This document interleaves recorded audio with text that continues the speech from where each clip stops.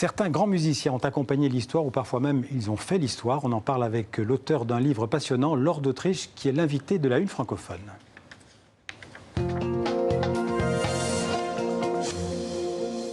Bonjour Laure d'Autriche. Bonjour. Vous êtes journaliste, notamment Europe 1, je pense, musicologue et violoniste vous-même. Vous venez de sortir un livre étonnant consacré à ces musiciens qui ont fait l'histoire. C'est aux éditions Taillandier. Vous en avez retenu 13 de ces musiciens.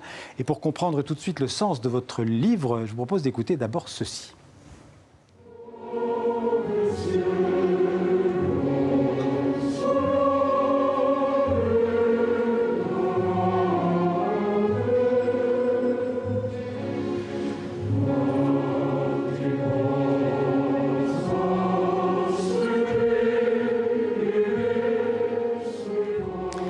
C'est un court extrait d'un air de Verdi, Va pensiero, c'est un extrait de Nabucco, donc le célèbre opéra de Verdi.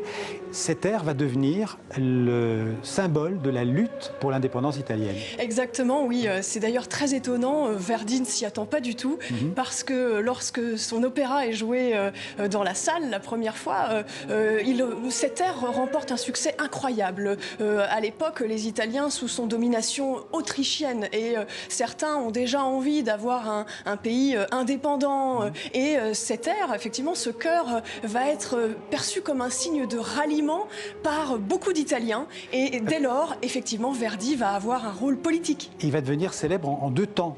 Une première fois et puis 15 ans après. Oui, c'est ça. Ouais. Au moment de l'unification de l'Italie, véritablement, c'est un air, un chœur qui va revenir à chaque fois, qui va être d'ailleurs très célèbre. On va le chanter dans les tavernes, dans les rues d'Italie, un peu partout. Et c'est vrai que ce sera le signal, la musique, le chœur qui va symboliser cette volonté d'unité que veulent les Italiens. Donc il y a Garibaldi pour la politique et Verdi pour la musique. Exactement. Alors l'idée de votre livre, c'est vraiment de montrer que parfois, dans l'histoire, eh bien, la musique, c'est le miroir d'une époque. Oui, exactement. J'ai voulu montrer comment des œuvres traduisaient une époque politique, un courant politique, parfois un règne, parfois une dictature. Comment la musique, finalement, était bien plus que de la musique et traduisait toute une époque, oui. Alors, on va écouter une autre œuvre musicale du XVIIIe siècle, cette fois-ci, une œuvre archi connue. C'est un opéra, un air d'un opéra de Mozart.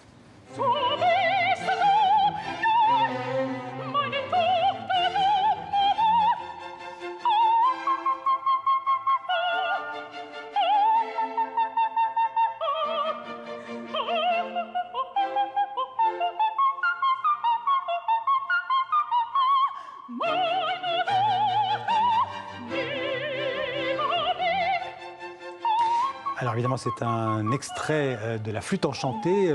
Il faut dire que Mozart était franc-maçon. On peut dire que la flûte enchantée, c'est un opéra maçonnique. Oui, exactement. C'est son dernier opéra. Et pour son dernier opéra, Mozart voulait rendre hommage à la franc-maçonnerie, un milieu qu'il adore profondément, parce que intellectuellement, c'est très intéressant pour lui. Dont il faisait partie. Dont il faisait partie. Voilà, il a rejoint la franc-maçonnerie 7 ans avant sa mort. Et il va truffer cet opéra, la flûte enchantée, de signes francs-maçons. Alors, il faut lire entre les lignes, mais par exemple le chiffre 3 qui apparaît à plusieurs reprises, chiffre fameux dans le milieu de la franc-maçonnerie apparaît. On a 3 dames, on a 3 petits-enfants, on a 3 accords qui ouvrent l'opéra, on a à la fin de l'opéra des valeurs aussi propres à la franc-maçonnerie qui sont vraiment mises en avant. En écrivant ces œuvres, parce qu'il en a écrit d'autres œuvres maçonniques, on peut dire qu'il accompagne en fait la franc-maçonnerie qui était à la mode à l'époque à Vienne. Oui, voilà, il accompagne complètement la franc-maçonnerie, c'est un hommage d'ailleurs, et quand il compose la flûte enchantée, il veut rendre un hommage à la franc-maçonnerie. Il s'inscrit dans son temps viennois. Il s'inscrit complètement dans son temps. Alors la franc-maçonnerie est aussi menacée à l'époque, mais c'est pour lui la façon de prouver qu'elle a le droit d'exister, qu'elle est parfaitement présente dans son temps. Et c'est un grand hommage que Mozart, effectivement, rend à la franc-maçonnerie, oui. Alors on va écouter un autre extrait musical pour illustrer votre livre, c'est la symphonie héroïque de Beethoven. On écoute un extrait.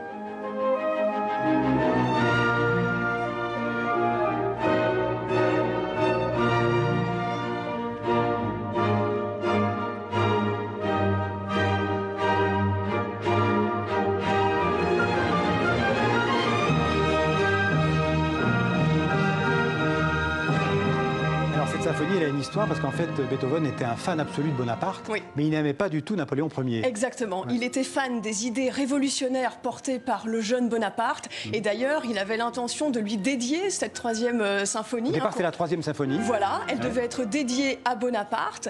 Et simplement, au moment où il écrit cette symphonie, Beethoven apprend que Bonaparte veut se faire couronner empereur. Et là, il tombe des nues. Il se dit que Bonaparte ne sera plus qu'un homme qui se placera au-dessus des autres. Et on voit aujourd'hui encore dans la partition la trace de sa colère parce que la plume a traversé alors la première page de la partition. On a un trou, il a déchiré le nom. On voit le trou, il écrase la partition. Il a déchiré le nom de Bonaparte et ça traduit vraiment un avant et un après pour Beethoven qui d'ailleurs n'arrivera jamais à se remettre de ce moment. Alors malheureusement on n'a pas le temps parce que vous évoquez encore 10 autres musiciens dans votre livre. Il y a Lully, l'ambitieux qui séduit Louis XIV, Bach inspiré par la foi protestante. Il y a Shostakovich aussi, ce compositeur russe qui était officiel au temps de l'URSS et puis après qui a contré Staline en fait, qui s'est opposé à Staline. Il y a Debussy, le patriote français qui a composé la musique la plus française après la Première Guerre mondiale.